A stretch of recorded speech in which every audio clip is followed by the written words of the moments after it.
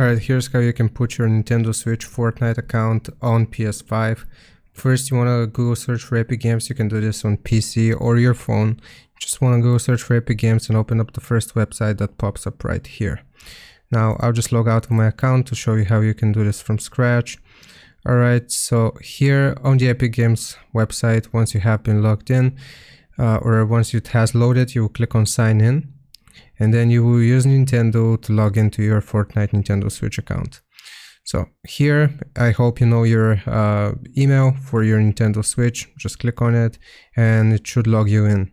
Now, once you have entered your Nintendo Switch account on Epic Games, you will click on your name in the top right and then you will go into account.